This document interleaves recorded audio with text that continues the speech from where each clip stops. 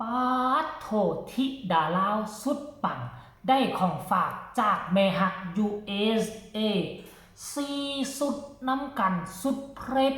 ตอนนี้ไปขึ้นเวทีใดเวทีนั่นหุงเฮืองเหลืองเรื่อง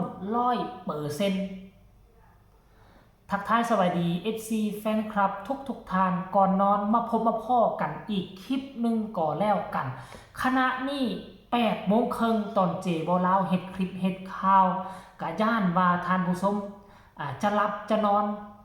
ไปปะก็เลยฮีบฮ้อนมาเฮ็ดคลิปเฮ็ดข่าวมาฝากแฟนๆเป็นเรื่องเล่าข้อมูลข่าวสารข่าวดีที่สุดใน3โลกสำหรับตัวน้องธิดาลาวเฮาเคยได้ยินข่าวมาแล้วว่าแม่ฮักท่านนี้จะตัดสุดเพชรให้น้องธิดาลาว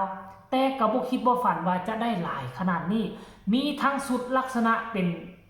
สุดเพชรทั่วไปมีทั้งสุดแบบลาวๆลักษณะคือลาวๆมีสิ้นมีเสื้อแล้วก็มีผ้าเบียงก็เอิ้นว่าสบายแล้วก็มีทั้งผ้าแบบภูไทยส้นเผาภูไทยท่านผู้ชมแล้วก็มีสุดสีฟ้าคล้ายๆคือสุดของเอื้อยอาอายปาดโถค่อยเห็นแล้วค่อยรู้สึกซาบซึ่งน้ำตาไหล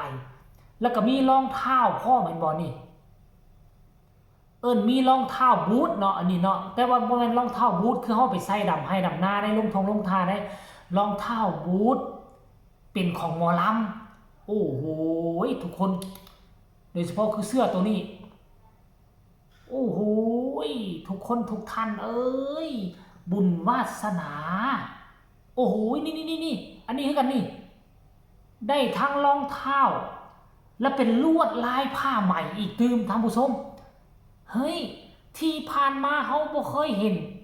ศิลปินคนใดนะที่ใส่รองเท้าเป็นลักษณะแพร่ผ้าใหม่แบบนี้นะซึ่งมันสวยสดงดงามป้าบ่มีทีติเลยป้าโธ่มันจักสุดเฮ้ยทุกคนอันเดียวเด้อ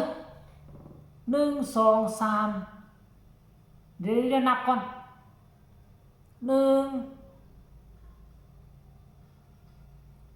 2นี่ทุกคนโอ้ยมันเดี๋ยวก็เด้อ1 2 3 4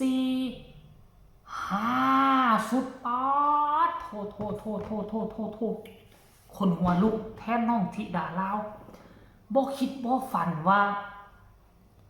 คุณแม่ท่านนี้จะลงทุนลงแฮงให้กับน้องธิดาลาวได้ใส่ของแพงได้ใส่สุดสวยๆได้ใส่สุดงามๆอนาคตจะโด่งจะดังหรือ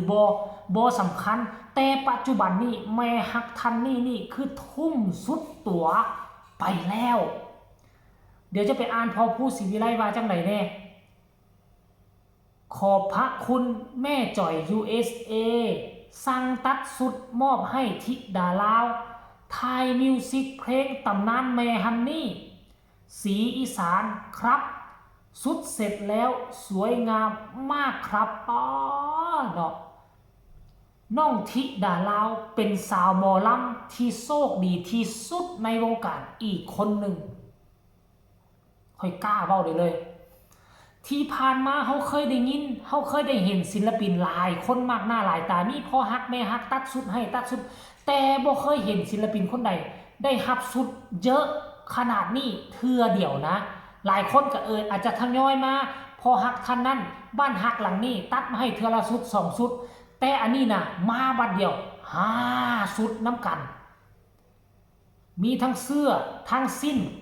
มีทั้งกระโปรงมีทั้งรองเท้าโอ้โหคนลุกค่อยคนลุก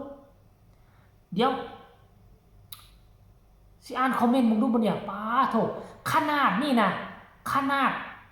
บินตามเสียงพี่ฮกเพิ่นก็ยังมาคอมเมนต์เพิ่นอดบ่ได้เห็นบ่ล่ะสวยมากเลยว่าซั่นนี่ป้าโถ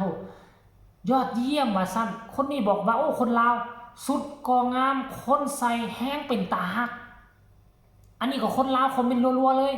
มีแต่สุดสวยๆว่าซั่นป้าอันนี้ก็คนลาวอีกแล้วป้าสุดธิดาน้อยคืองามคักงามแน่แท้สะอ่อนเด้ว่าซั่นโอ้โหอันนี้ก็คนลาวอีกเต็มสวยมากว่าซั่นสุดยอดว่าซั่นเด้โอ้โหสุดสวยค่ะสวยทุกชุดค่ะ ปาดว่าซั่นสุดสวยแฮงที่ดาลาวปาโถมีแต่สุดสวยๆงามๆสวยมากๆเลยค่ะสุดก็สวยน้องที่ดาลาวก็สวยใส่ออกมาแล้วคงจะสวยมากเลยค่ะมีแต่สุดสวยๆทั้งนั้นเลยที่ดาลาวน้อย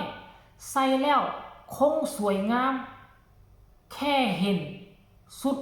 ก็ขนลุกแล้วว่าซั่นปาโถสวยงามมากค่ะว่าซั่นเด้สวยงามมากเลยค่ะอีล่าน้อยคงจะใส่ออกมาสวยงามสง่าดีนะคะว่าซั่นคนนี้บอกว่าสุดอีล่าน้อยสวยจังสวยจังเลยขอบคุณแม่จอยให้ท่านจงมีสุขภาพแข็งแรงเฮงๆปังๆนะครับป้าโทษสุดแต่งามๆดีแน่ดีใจน้ำเด้ออีล่าธิดาลาป้าโทษอ่านบ่วันบ่ไหวคอมเมนต์ของ FC แฟนคลับขั้นแม่จอย USA เห็นคลิปของเจมเอาแล้วแล้วเข้ามากดไลค์กดแชร์ให้ในเด้อหรือเข้ามาคอมเมนต์แม่ที่เจมเอาแล้วเฮ็ดคลิปเฮ็ดข่าวนี่แม่กะได้มาติดตามอยู่บ่เนาะท่านผู้ชมเนาะเจ้าคือมาใจบุญสุนทานแท้เนาะแม่จอย USA นี่เราเป็นคนลาวเด้คนลาวแต่ว่าง่ายไปอยู่พุ่นน่าจะโดนแล้วล่ะไปสร้างครอบครัวไปสร้างฐานะจนร่ำจนรวยจนมีอยู่มีกินแล้วก็มาสนับสนุนคนลาวเฮานำกัน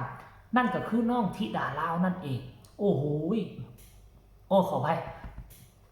กินข้าวหากันแล้วไปนั่งฝิ่งไฟหากันมาอยู่ทั้งนั้นเมกาเป็นจังไดเนาะแม่จอยเนาะทั้งพุ่นหนาวบ่ก็คือสิหนาวหรือหิมะตกละแต่ข้าเจ้าน่ะบ่มีว่าสิมาดังฟืนดังไฟอยู่กลางบ้านคือเฮาได้เราอยู่ทางเมกาพุ่นอยู่ทางเมืองเจริญล่ะเขาสิมีเตาไฟใส่ห้องรับแขกเลยบ้านเฮาแล้วเนาะบ้านเฮาแล้วมันอยู่ทางหน้าห้องรับแขกทางหน้าโซฟาเฮาแหละจะมีโทรทัศน์ลำโพงแต่ทางเมกามีเตาไฟใส่มีทอควันออกอุ้ยดังไฟใส่หั่นแล้วมันก็เฮ็ดให้เฮือนท่านผู้ชม FC แฟนคลับขอฝากฟังเนาะในฐานะที่ค่อยก็เป็นคนลาวก็แสดงความดีอกดีใจแทนน้องธิดาลาวอีกคนนึงขอขอบคุณแม่จอย USA ขอให้เจ้าสุขภาพแข็งแรงเข้มแข็งอยู่เป็นโฮมโพโฮมไซให้ลูกหลานธิดาลาวแบบนี้ตลอดไปขอให้ร่ำให้รวยสุขภาพร่างกายแข็งแรงขอให้ถึงหวยพันล้านแล้วอย่าลืมพี่น้องฝั่งลาวของเราเด้อดีที่สำคัญคือน้องธิดาลาวลูกสาวพอภูศรีวิไลนั่นเองฝากทุกคนกดไลค์กดแชร์กดติดตามไว้แน่เพื่อจะบ่พลาดในคลิปต่อไปที่สำคัญอย่ากดข้ามโฆษณาผู้ใดมีคำตำหนิติชมคำคิดคำเห็นกับส่งข่าวมาหาเจบ่เราได้ทางใต้คอมเมนต์สำหรับคลิปนี้ขอกล่าวคำว่าสบายดี